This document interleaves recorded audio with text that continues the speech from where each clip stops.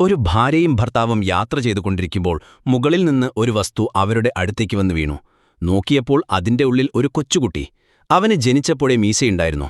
അവൻ അയാളുടെ വിരലിൽ പിടിച്ചതും അത് പുറകോട്ട് വളഞ്ഞു. അയാൾ വേദന കൊണ്ട് നിലവിളിച്ചു. അവനെ വീട്ടിലേക്ക് കൊണ്ടുപോയി. അയാൾ അവന്റെ വൃത്തികെട്ട മീശ വടിച്ചു കളഞ്ഞു. ഉടനെ തന്നെ ആ മീശ തിരികെ വന്നു. അവനെ ജുവാൻ എന്ന് വിളിച്ചു. അവന് 8 വയസ്സുള്ളപ്പോൾ തന്നെ ജുവാന് സൂപ്പർ സ്ട്രെങ്ത്തും സൂപ്പർ കാഴ്ചശക്തിയും സൂപ്പർ സ്പീഡുമുള്ളതായി കണ്ടെത്തി. അവനതൊക്കെ ഇടയ്ക്ക് ഉപയോഗിക്കുമായിരുന്നു. ഒരു ദിവസം അവൻ കൂട്ടുകാരുമൊത്ത് ഫുട്ബോൾ കളിക്കുകയായിരുന്നു. അവൻ ഗോളിയായിരുന്നു. തന്റെ സൂപ്പർ സ്പീഡ് ഉപയോഗിച്ച് അവൻ തന്നെ സ്വയം ഗോളടിച്ചു.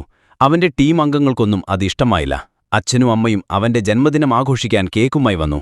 അവൻ മെഴുകുതിരി ഊതിയതും കേക്ക് മൊത്തമായി പാരന്റ്സിന്റെ മുഖത്തേക്ക് തെറിച്ചു വീണു. ജുവാൻ വളർന്നു വലുതായി പുരുഷനായി മാറി.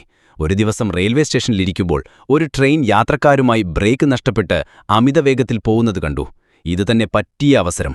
സൂപ്പർ സ്പീഡ് ഉപയോഗിച്ച് അവൻ അടുത്ത സ്റ്റേഷനിലേക്ക് പോയി. ട്രെയിനിനെ തടയാൻ വേണ്ടി പാളത്തിൽ നിന്നു. പക്ഷേ ട്രെയിൻ അവനെയും ഇടിച്ചു തെറിപ്പിച്ചു മുന്നോട്ട് നീങ്ങി. അവൻ അടുത്ത സ്റ്റേഷനിലും പോയി ഫയർ ഹോസ് വലിച്ചുകെട്ടി.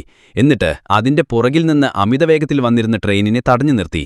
ആരും തിരിച്ചറിയാതെ ഇരിക്കാൻ ഒരു തൊപ്പിയും വെച്ച് മുഖം മറച്ചുകൊണ്ട് അവൻ അവിടെ നിന്നും രക്ഷപ്പെട്ടു.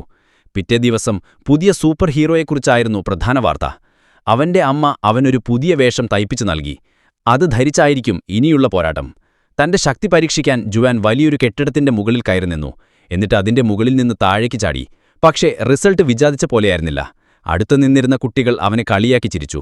ജുവാൻ കൈകൊണ്ടൊരു ആംഗ്യം കാണിച്ചപ്പോൾ അവൻ പതിയെ പറന്ന് ഉയരാൻ തുടങ്ങി. കുട്ടികൾ പേടിച്ച് ഓടിപ്പോയി. അവൻ ഒന്നുകൂടെ ആംഗ്യം കാണിച്ചപ്പോൾ പറന്ന് ഉയർന്ന് കടലിൽ പോയി വീണു. അവസാനം എങ്ങനെയോ പറന്ന് വീട്ടിൽ തന്നെ എത്തി. അപ്പോഴേക്കും അവന്റെ ഗേൾഫ്രണ്ട് അവിടെ എത്തി. പക്ഷെ വിചാരിച്ച പോലെയായില്ല. അവൾ അവനെ അടിച്ചു പരത്തി. അമ്മ വന്ന് ചെരിപ്പെടുത്ത് അവളെ പൊതിരെ തല്ലി. ഇത് കണ്ട് കലികയറിയ അവൻ അവളുടെ തലയടിച്ചു തീർപ്പിച്ചു. അതൊരു റോബോട്ടായിരുന്നു. ഗേൾഫ്രണ്ടിന്റെ രൂപത്തിൽ വന്നതായിരുന്നു. ഇതിന്റെ 2ാം ഭാഗം വേണോ? കമന്റ് ചെയ്തേക്ക്.